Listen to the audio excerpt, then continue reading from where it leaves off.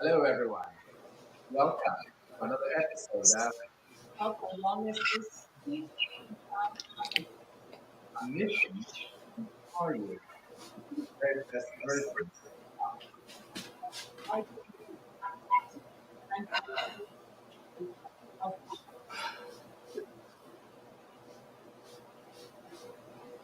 Pandemic. formally and loads of fun. And And now, now, enjoy enjoy the the show.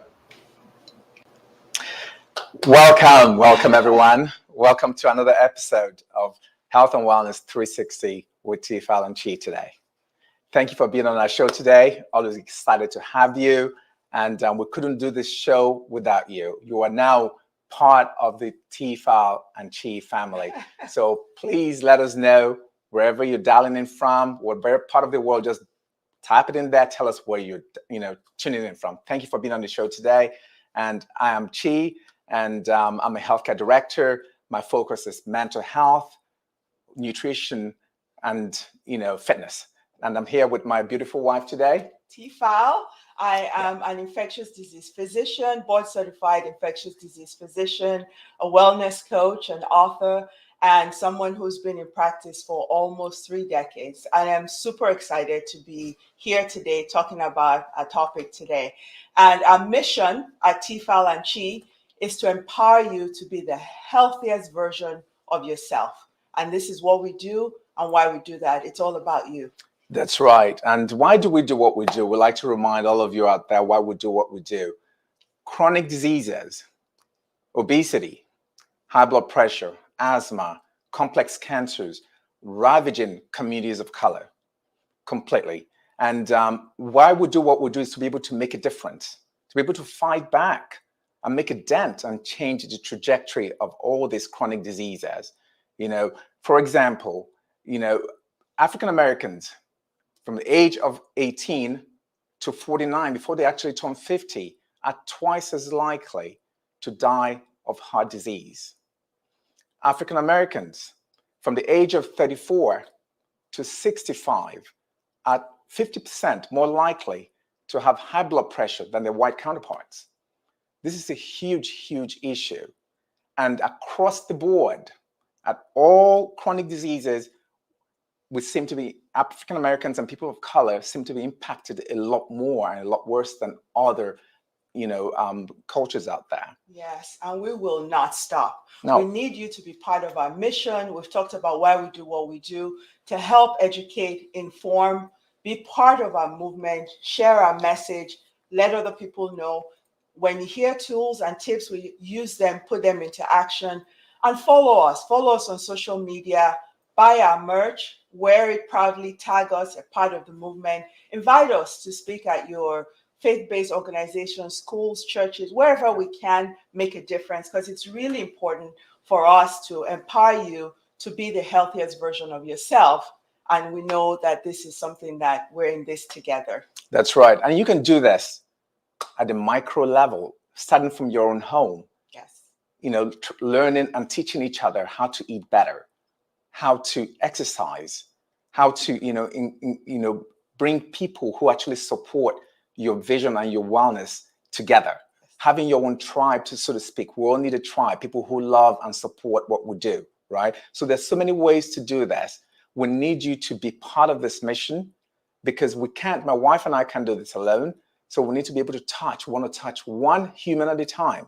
And we know that together we can do this. Yes. And that's why we come to you with different topics every 2 weeks. Yes. We talk about sleep, we talk about obesity, we talk about high blood pressure, healthy eating, diabetes. We've talked about gut health. We've talked about quite a few things, tips on longevity. So if you haven't caught the other shows, please go ahead and do that. And today, our topic, I'm putting, that's right, she's wearing her doctor coat today. So the idea today is we're going to be talking about making the best of your doctor visit. 40 to 45% of the deaths in the United States is due to preventable diseases. 40 to 45% of the deaths in the United States is due to preventable diseases, things that are associated with a lot of these chronic issues as well. So we'll be talking to the best doctor and the most amazing doctor I've ever been around in my whole life, my beautiful wife today. This is no disrespect to all the other doctors who are doing amazing work there, but obviously I'm a biased husband.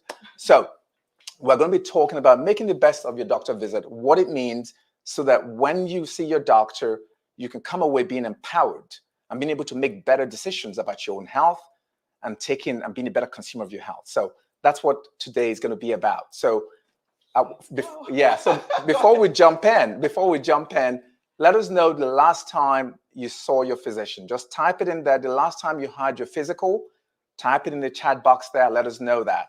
And all right, the first question today, Yes, Nadia, is why is it important to have a relationship with your physician? Can you share that? All right. So it is critically important to have a relationship with your primary care physician or healthcare provider, because that person is your partner on your wellness journey. And that person is there to optimize your health and well-being, right? And we know that health is not just absence of disease. Health is complete physical, mental, social, emotional well-being. So having that relationship goes in the hand in hand with knowing that prevention is always better than cure, and having somebody who is coordinating your healthcare. So that person is there for optimizing your wellness. They're making sure that you're up to date on your vaccinations. They're making sure that your health appropriate screenings are done. Importantly, they're screening for things that you may not know. Things like that we talk about: high blood pressure, diabetes, high cholesterol, that may have no symptoms until you have complications. They're also asking you about your social history so they can make important decisions and counsel you on lifestyle and movement and your nutrition. They also get into your family history to know if you need to be screened for certain diseases earlier because of your family history. And more importantly, they're coordinating all the things. So even if you're seeing a specialist, if you're seeing other providers, that healthcare provider is that person who knows all that's going on, coordinating your medications, your lifestyle, your screening, and making sure that happens. And like with every relationship, trust and communication is so key. It's amazing. First of all, before I go back to my wife, I just want to say thank you to all those plug-in and the last time you saw your physician. The question was, when was the last time you saw your physician? And you guys have been amazing. Our viewers have been amazing today. I've seen 2 weeks. I've been 3 months. I've seen June. Thank you so much. This is awesome. It just tells us you are making informed decisions. You're becoming better consumers of your health, and you're taking your power back. You're taking your power back. That's how you do it. Thank you for doing that. Now, I wanted to ask you, honey, in terms of, you talked about social familial history. Can you dig in a little bit more why it's important to share with our physicians our social and familial history when we see them? What can you dig in just a little bit into that? That is really important. And just to broaden the scope of your healthcare provider, we also have a lot of advanced practice practitioners who are prescribers and who are taking care of people. So in terms of your physician, we also have physician assistants and associates and nurse practitioners who are licensed providers, who are healthcare providers in terms of primary care physicians. So it's important because that social history. So when sometimes people say, why are the doctors asking me, do I smoke, do I drink, do I do medications, all of that? Because that's important to be able to counsel, to be able to talk about harm. We talk about harm reduction, be able to educate you about the importance of not smoking or quitting smoking and assisting you in that, because we can tie it to heart disease and lung disease. The importance of your social history with alcohol and substance use, screening for liver disease, things like that. Counseling people, if we knew about their family history of, say, cancer at a certain age, while the screening for cancer in the general population could be, say, 50 years for colon cancer, or 45, or mammogram at 40, if you have a family history of breast cancer, your screening starts earlier. If you have a family history of colon cancer, your screening starts earlier. So when we ask those questions, sometimes it seems like, I just came in, I feel fine. Why are they asking me all these questions? It's because those things allow us, in terms of screening that may need to be done earlier, in terms of harm reduction and messaging we can give that allows us. Let's stop there for a moment. So we know that there, times that you have to that are required, standards when you see your doctor, right? Mhm. But the idea is that if you have a history, Mhm. when you share that with your physician, your timing may be different from this standard that is set Correct. out, right? That's why we asked So that. that's Yeah. why the question is so important.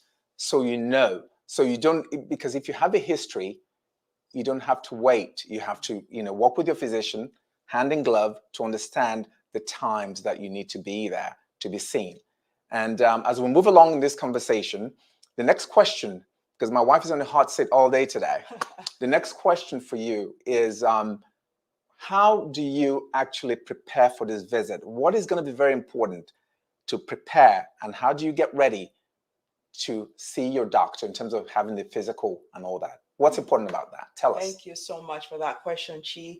And I like to break it into before the visit, during the visit, and after. Okay. All those things are important. Now, when we're talking surgery about pre-op and intra-op and post-op, the same way about the visit, before, during, and after. Okay. And we know, like we've talked about in our show over and over again, that preparation is always better than being reactive. Anything we're prepared for, we do better.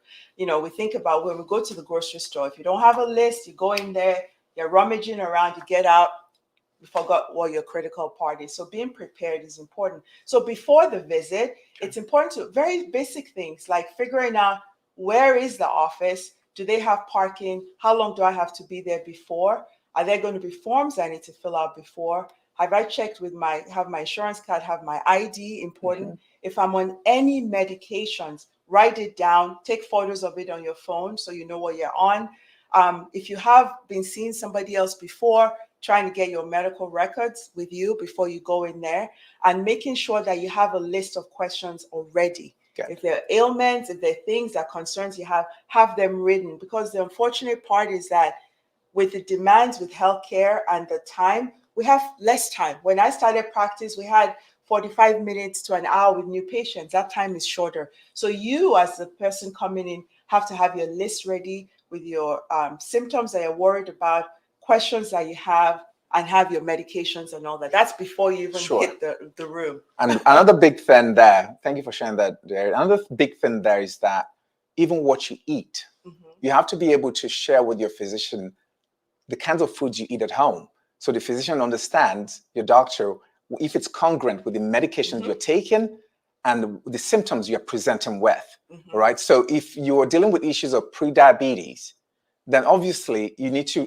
let the physician know the amount of carbohydrates, the amount of pasta or rice that you're ingesting at home. So things like that are super important so that your health is optimized each time you walk out of the doctor's office, right? So, and go ahead, honey. Yeah, and that leads us, that was perfect because it leads us into what happens now when you're in. So those were the things you prepare before you go in. So when you're in there, right from even when you walk in, they do your vital signs. How many of us have been you get on the scale, they do your vital signs, and nobody says anything to ask, what is my weight today? How did it compare to the last time? If you've been in that office before, when they check your blood pressure before you see the doctor, what was it?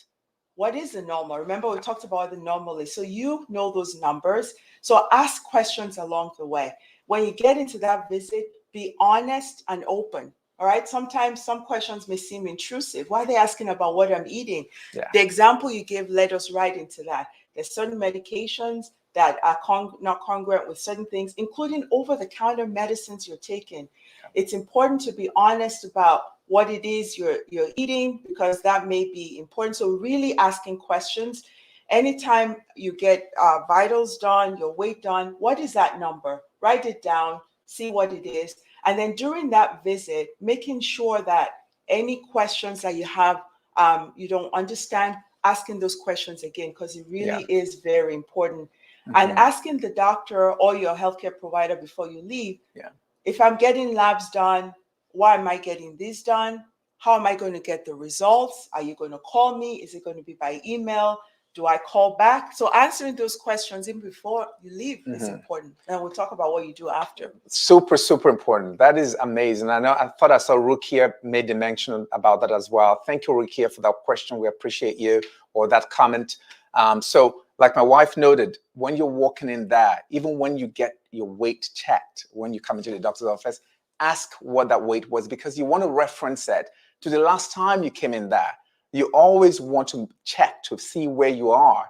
When your blood pressure is taken, ask what was the number, because you always want to know how you're doing along the continuum, if you're getting better or if things are getting worse. The doctor is there to guide you along the way. But when you're in that office, it's about you and you taking your health and in your hands, asking questions that are pertinent. Don't ever feel like you need to be rushed out. Ask questions, and ask more. And this is what we would like a visit to be, right? You want you as a person there. It's your health, right? Your health is your wealth. This is about you, because no matter what we do in the office as your primary care physician and things like that, it's important to know that if we're not in alignment and partnership about what the plan is, it's less likely to succeed, just like in any relationship, right? Sure. Being clear about the plan. So if you have a question that you could have asked and you didn't, about, is this going to give me a side effect? What do I need to do? And then you're trying to figure it out after the visit, it's less likely to succeed. Even with people with, let's say, diabetes, you see a doctor 4 times a year, maybe to get your A1C and things like that. That means that even if you had an hour visit, it means for 4 hours in that year, you were in the doctor's office. Yeah. The rest of the time, you're managing it. You're keeping up with your nutrition, you're walking, you're checking your blood sugar. So you have to understand that whatever the plan is, you understand it, you're in alignment with it, because you're going to be doing the work. You're the one who's doing the work outside of the doctor's office. Most of your care is outside of the office. Sure. And then the post part of preparing for the visit is what happens after the visit.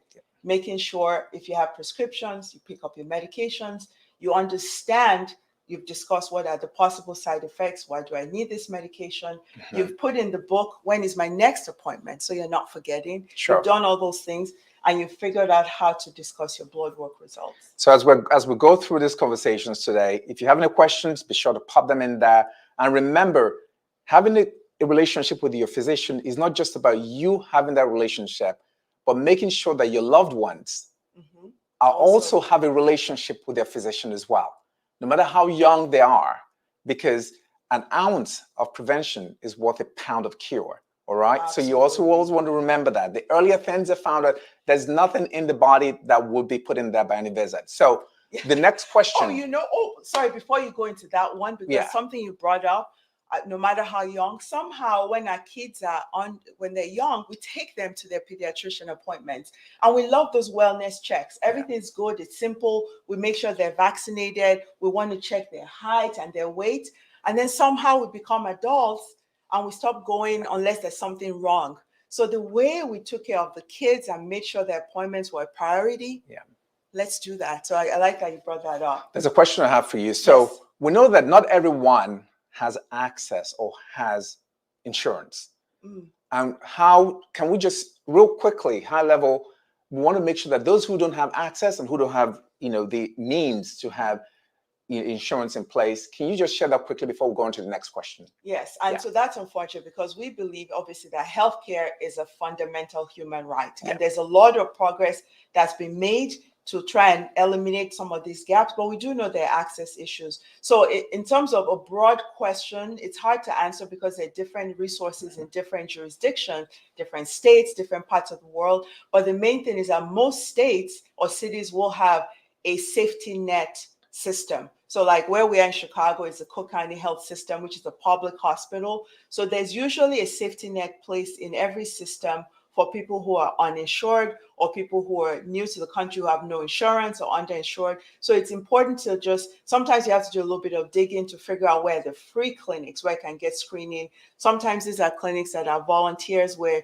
certain institutions volunteer their time and their effort. So it's really about, sometimes you have to be resourceful. And that's where, if you are aware of these things in your community, sharing that with other people who may not have access. And sometimes going to those places, people are then able to be signed up for insurance. Use the word share. So as we're going through this show, share this message with as many people as you can, because the idea is to be able to touch as many people as you can. That's how you help us spread this word. That's how you are part of the TFal Chi family, by sharing a message with as many people as possible. We want to impact lives, and you can be core in that space. My next question here from my wife is in terms of why don't people see physicians? Sometimes we're afraid to go in, and in this space, men are actually a little worse than women are. In terms of sometimes we wait until things fall off before we go see a physician. But can you share why that's the case? Because first of all, we've seen a lot of us in practice that, especially, if men have somebody else in their life, they're the ones usually driving them in. They don't want to kind of come in. So why don't people go? Some of it has to do with the way we've kind of flipped healthcare. And it's always now about disease management. We've always thought of it now like when I'm hurting or when something's off, then I'll go see the doctor. We need to kind of reorient and talk about prevention and wellness checks and optimizing our health and picking up diseases that we may not know. High blood pressure, diabetes can be silent for a long time until people come into complication. So really thinking about it that, what's the best case scenario is that I had a 30-minute visit. The doctor said everything was fine. That's good. So why don't people go? And I'll tell you kind of some top 5 things and why I can debunk them quickly. One is I don't have time. Second is I'm scared. I'm anxious. I don't want them to find something that's not there. Third is people had a bad experience, right? Or and they don't want to go anymore. Or fourth is somebody they know had a bad experience. They don't want to go. Or it's like, and then obviously there's some people who don't even know how to access or things like that. So in terms of time, we just say make that time, because you know what? If you make that time, even if you have to reschedule, make that time, because the time for a regular visit where everything's fine is going to be shorter than if you now had something much later. You have more time, diagnostics. Second is I'm scared.